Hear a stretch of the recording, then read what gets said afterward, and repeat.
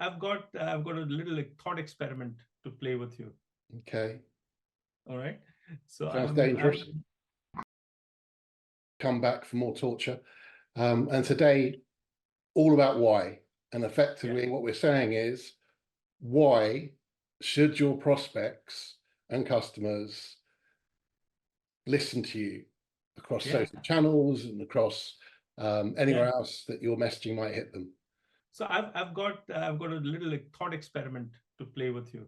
Right. If you're okay. Yeah, I'm up for that. Yeah, I'm going to say 5 sentences, and you're going to tell me what remains behind in your head after I say those 5. Okay. All right. So sounds dangerous. I'm an honest man. I believe in the truth. Honest, honest, honest. That's my middle name. Honesty is the best policy. Mahatma Gandhi believed in honesty, and so do I. Okay.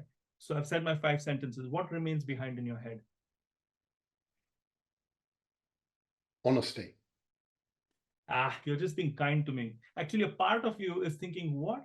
Well, no, actually, I'll tell you exactly what I was thinking. I was thinking, I watched Netflix Scoop the other day, and I was thinking, that's not Prince Andrew. That's not Prince Andrew. So, yeah, that threw me. And then you said Gandhi. I was about to say, actually, well, Gandhi stuck in my mind. But what should I have done if I thought normally? No, you did think normally. The rational or logical side of you was thinking, okay, honesty is the message. But actually, the residue that remained behind in your head was, what a liar, what a politician, you know. Prince Andrew. Well, not a politician, but yeah. So the way in which I'm defining a brand is it's the residue of all these perceptions. Yeah. Rather than anything else, it's not the messaging, it's the residue. And what we are beginning to understand now is that this residue is built up by almost everybody but the brand. You know, it's being built on social, it's being built up by word of mouth, it's being built up by everybody. And the customer is getting really sophisticated, as we discussed. And the customer has a journey. So there's so many aspects to it. And one of the things is, why should they listen to you when they already have those filters where they're not believing you? You know, and also not just that, but why should they listen to you above anyone else? They've got their channels everyone's got their channels sorted out in a way where they're pulling in the content they're interested in. So how do you break into that? What is it that's going to set you apart from the trusted sources? Yeah, it's like I haven't come to Instagram to understand what Lux Beauty Soap is doing or whatever. I'm not interested. So and people are getting sophisticated. There's ad blockers, there's YouTube Premium, there's people skip ads. In fact, I did some research. I've actually written an academic research paper which studied the difference between the ad that you can skip on YouTube after 5 seconds and the non-skippable 6-second ad. And overwhelmingly, people preferred the skippable ad. And I was like, what the hell? For one second, people can't wait. And then we did more research on that. And this is academic research. This is not just a white paper. And what we found out was that it's not a question of time. It's the illusion of control. Yes. I want to say, screw you, man. I don't want to listen to you. And that's what we are fighting.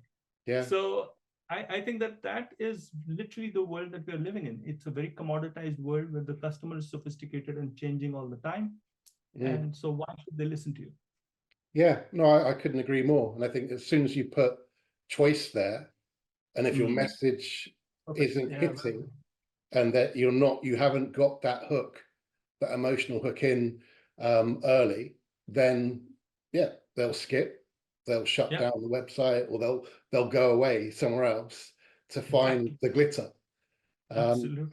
But I suppose taking that further on, so brands obviously are very focused and have been for a while now on sort of their values and having a brand with purpose. And for recently, it's been sort of sustainability, it's been diversity, inclusivity, honesty. I'm feeling they're a little bit outdated. So how do you fit? where does it fit now? So is there a purpose for a brand having purpose? No, I think that the best way to figure that out is where in the customer journey is purpose relevant. So I think purpose is your ticket inside the house. It's the gate pass that you got. It's the and then you're in. But Yeah, over a period of time, I don't want to listen to your stupid purpose when I'm just about to buy something and I'm kind of comparing you to competition or whatever it is. So I think the way in which storytelling has to evolve is that it has to incorporate purposes which are significant to the persona at hand, but they can't just keep yammering on about purpose. And also purposes change. Let me ask you a different question again. Sorry, this is a stupid question time, Nick. hey, So stupid. Okay, I could do stupid. no, you can do intelligent. I'll do the stupid questions. So, so the question is, do you love your family? Yes, Yeah, so it's a no-brainer. Of course, you love your family, some of and them. so yeah, some it's a good one. And then let's make it a little more nuanced. Did you love your family all the time when you were cooped up with them in COVID times in the house that you were in, or did you feel like you know Yeah, there are challenges. yeah, it's sweet. That's so British of you. But but but the fact is that these so that means that even though you say I love my family and that's like a tick box in the persona thing, Yeah, not really. You don't love your family all the time. You don't. Not all of them. Not all the time. And so values also change, right? And so yeah. purposes also change over a period of time. And we need to be alive to that as brands. So I suppose that almost sort of leads on that. So if you take out family members and you're a Hmm. brand and you have a community, um, will all of them, the different target segments, family members, listen to you with the same intent? No, they're not. In fact, let's stick to the family for a while. Now, imagine that there's a family of four or a family of six or whatever. Six is India, four is probably not India. But if I look at it, there'll be one strident, perhaps. Let's imagine that there's one strident vegan there, right? Now, actually, that person, and let's call her a he. Okay, so he is strident. He's vegan, and he's in a minority, but because of him the whole family is bullied into buying vegetarian food or vegan food, right, over a period of time. So what we have to literally understand is that it's not the breadwinner or it's not the people in the majority. It's that person who is doing that whole shouting over the rooftops, and that is a person that each brand needs to connect to, even within a small family unit. And then when you expand it to, let's say, tribes and communities and networks, that's the same thing. The We have to influencer. figure out who's going to talk. Yeah, who's going to amplify? Yeah, exactly. Yeah, Exactly. brand messaging can be quite sort of twisted. Mm. Why is that? Because brands really focus on features and benefits even today. And I don't think that they know exactly what to communicate that actually connects to purpose, and when to connect to purpose, or when to connect to values, and when to connect to actually benefits and features and stuff like that. And they have it all laid out. They have the customer funnel, and yes, sure, we'll do it in the bottom of the funnel and stuff like that. But we now know that there is no such thing as a funnel. We know that it's all messed up and it's all back and forth. And so how are we communicating, especially to Gen Zers and millennials and Gen Xers, all of them in the same soup, right? And how are we communicating to them in different ways? And for that, I think we need to really understand the power of storytelling. Yeah, no, completely. And I think as well, it's also not just storytelling, it's almost having a behavioral understanding of your Mm, audience to actually mm, be able to understand where those emotional sort of hooks are that will absolutely. get your target audience on side. And we were speaking earlier about how if you're saying a B2B and you're now targeting say via level of seniority or job type. Yeah. You could be targeting a Gen X, a millennial, Gen Z, all of whom have different ways of communicating and different ways that they like to actually digest content, information, messaging. What may work with you and I at in our 50s may not be at all relevant to someone in the mid-20s, but we could be in that same sort of segment bucket, if you like.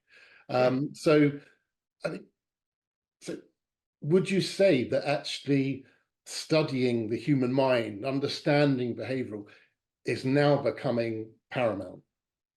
And no, absolutely. And a lot of it has been said already, but surprisingly, it doesn't seem to be converting itself into action. I'll give you an example for this. Like, for example, if you're trying to buy a car, let's say, what are you going to do? Talk me through it. Well, I am not really a car person. Okay. As a cricket bat, no. So as a car, you go online, you research, you look at the reviews, and they used to say that you'd end up just going into the showroom to look at the color and to actually feel it. So yeah, absolutely. So yeah, that would. This is true even for a cricket bat. Let's say a good grade calls or whatever it may be. It's the same thing, right? And the weird thing is, whether it's a cricket bat or a car, the last thing you do is go to the website. And most conventional marketing says, oh, we got to fix our website, and that's the whole thing. We focus on the website, and there's an enormous, and I'm not saying don't do the website. I think it's an amazing integral part of the journey, but you're just forgetting the rest of all of it. I suppose connecting the websites, once you've actually decided that's the make and model I want, but actually you need to be hooked in over the period of time you're thinking about cars. So it's that gap, isn't it? Yeah, if you remember what we did at the very beginning of this video was, the honesty thing. So people know websites are places that people lie on. They just lie through their teeth. So why do not I on believe ours, obviously. Of course not. Of course. Excellent. So there'll be some people that won't actually be sitting all the way through this video. So I think it's time for Sid's recap. So give me the 5 things, Sid, of why. Brand building is very close to tapping into culture nowadays, and actually understanding how culture is like shifting and becoming, and it's this gestalt. So I think just focusing on features and benefits, it doesn't work anymore. Connecting to culture and a deep, meaningful thing builds the right residue. Also understanding how customers are changing all the time, and which customer to get to and communicate to with your brand. How do you create that signal as well across, and when to communicate what to create that strong signal and stand out in that noise, not just through the marketing, but also through the experience that you're building. So I see that as two sides of the same coin, the brand image building and the experience building. So if you're going to market, you need to build the right experience. Excellent. And that's the final thought. And that's the final thought. Okay. Well, thank you for watching, and we'll see you on the other side at the next episode.